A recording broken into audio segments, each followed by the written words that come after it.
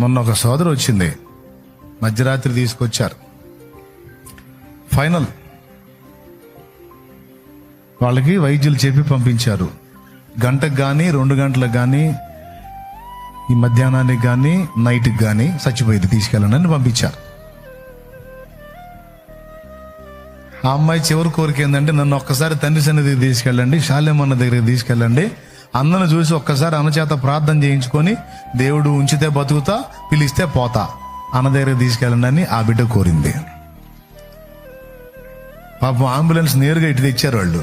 మీరు నమ్మండి నమ్మకపోండి, అదిగో ఇక్కడే ఉందా, దేవుని స్తోత్రం కలుగును గాక.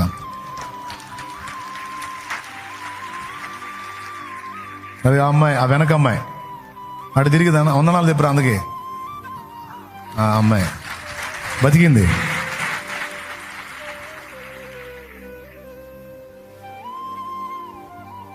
ఎంత ఆశ్చర్యకరమైన విషయం అంటే, నాకు డౌటే ఆ పిల్ల బతికిద్ది అంటే. అదిగో ఆ వీల్ చేయాలి. ఆ రోజు ప్రార్థన చేసినప్పుడు పుట్టు భలే తీశారు నాయన, దేవునికి స్తోత్రం. డెడ్లీ కండిషన్ అది, ఇంకా ఆ అమ్మాయి చివరి స్టేజ్ అది.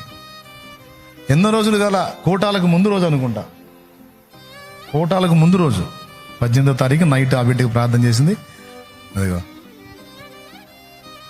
ఇప్పుడు సజీవంగా ఆరోగ్యంగా వచ్చి మన మధ్యలో నిలబడి సాక్షిగా ఉంది.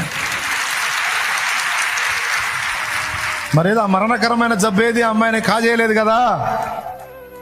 ఆ అమ్మాయి ఒక్కటే తన చుట్టూ ఉన్న వాళ్ళతో చెప్పింది, నా ప్రభు నాకు అవకాశం ఇస్తాడు అన్న ప్రార్థన నా దేవుడు వింటాడు, నాకేం కాదన్నా, నా మాట నమ్మండి అన్నా, మీరు కూడా నమ్ముకోండి అన్నా అని ఆ అమ్మాయి ఆ పొజిషన్లో ఉండి తన కుటుంబ సభ్యులకి, రక్షణ లేని వాళ్ళకి రక్షణ పొందమని చెబుతుంది, చెప్పింది.